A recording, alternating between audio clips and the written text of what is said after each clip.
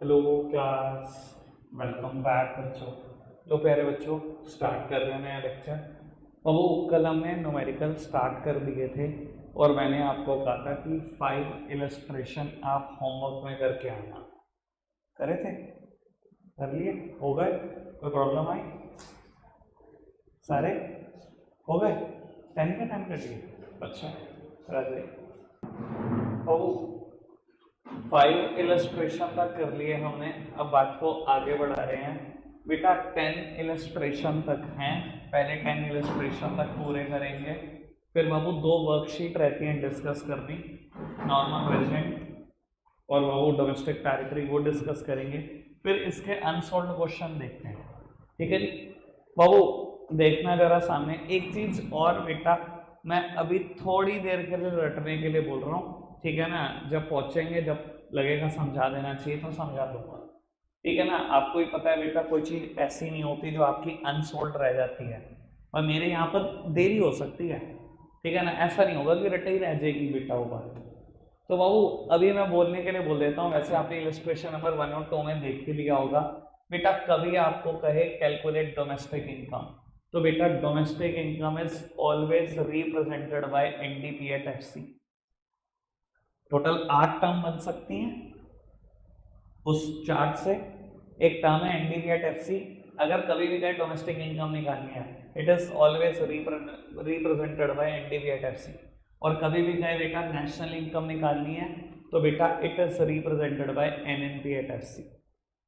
ठीक है जी। अभी थोड़े देर के लिए रखता हूँ, जब जरूरत पड़ेगी तब बताऊंगा जरूर इसके बारे में।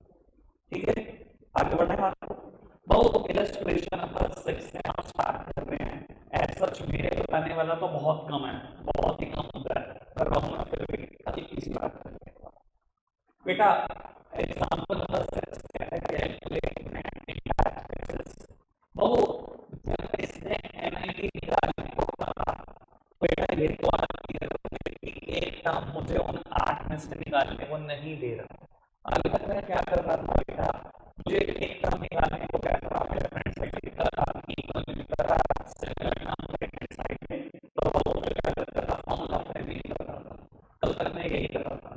आज क्या करूंगा बेटा, वो बताता हूँ क्या करना है। एनएनपी निकालना है, पढ़ना जरा। वो कहता है GNP at NP, NDP at FC, depreciation और एनएफआई। बेटा क्या सिमिलर साइंस की 2 टर्म दे दी इसने? बिल्कुल दे दी। किसी को भी लेफ्ट हैंड साइड में रखो, किसी को भी राइट हैंड साइड में रखो, फॉर्मूला फ्रेमिंग कर दो बिल्कुल वैसे कैसे पहले करते हैं।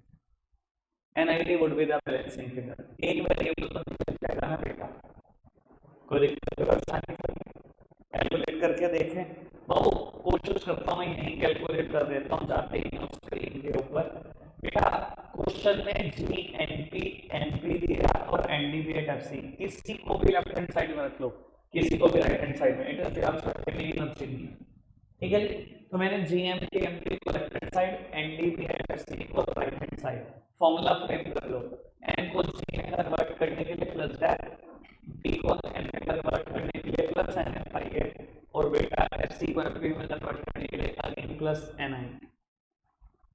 ठीक है, तो ये गिवन है 7000, बेटा ये भी गिवन है 6200, डेप्रिसिएशन भी गिवन है, एन एफ आई एफ भी गिवन है, माइनस का 400, एन आई टी निकालना है। तो सबके सब वेरिएबल है, एक तो ध्यान निकल जाएगा। बाबू 6200 प्लस 600 माइनस 400, ये सब मिला 6400 है। अगर ये 6400 इधर जाएगा तो माइनस कितना जाएगा, 7000 minus 6400 is equal to NIT, यानी कि एनआईटी का आंसर है बेटा 600 करोड़। एक बार और समझ लेना बाबू, अगर आप देखते हो क्वेश्चन में सारी फिगर्स इन करोड़ होती है, सब फिगर करोड़ से, ये ना सबसे ऊपर लिख कर रख रहा है, कहीं पर भी करोड़ से निकला। मैं ये सही कहा नहीं करूँगा, अगर मेरे न्यूमेरिकल आएगा सबसे ऊपर लिख दूंगा फिगर से करोड़, उसका सब कुछ ऐसे ही ऐसे फेंक दूंगा, क्योंकि मुझे पता मुझे नहीं पता था। मैं हमेशा बोलता हूँ मैं फिगर के सामने करोड़ करोड़ नहीं लिख सकता। उसका बेस्ट सॉल्यूशन क्या होता है बेटा, सबसे ऊपर लिख दो फिगर में करोड़, आपकी ड्यूटी खत्म। उसके बाद टीचर की छुट्टी। ठीक है जी, कोई परेशानी तो नहीं। वो अगले सभी क्वेश्चन इस पर बेस्ड हैं टिल 9th एग्जाम्पल।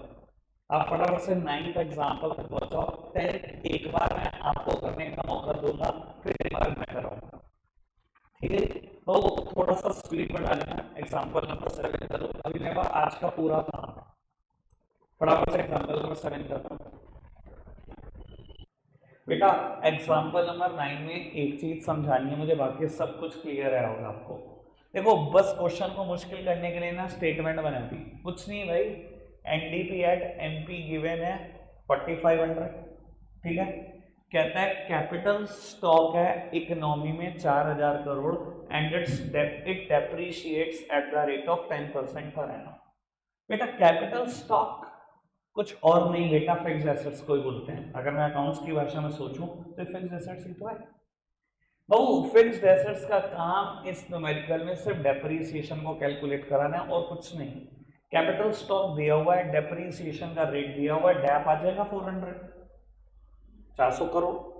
आगे बढ़ो, कहता है IT 150, subsidies 20, factor income from rest of the world, ये कुछ और नहीं बेटा फीफा ही है। देखो अगर मैं बोलूं फैक्टर इनकम फ्रॉम अब्रॉड या मैं बोलूं factor income from rest of the world, abroad या रेस्ट ऑफ द वर्ल्ड में कोई फर्क थोड़ी है। तो ये फीफा ही है। फीफा 400 करोड़ और फिटा 600 करोड़। निकालना क्या है, जीएनपीएफसी। सब कुछ सिंपल है, बस स्टेटमेंट बनाती, ठीक है जी। फटाफट से एग्जाम्पल नंबर 9 करो, फिर 10 देखते हैं, फटाफट से करना।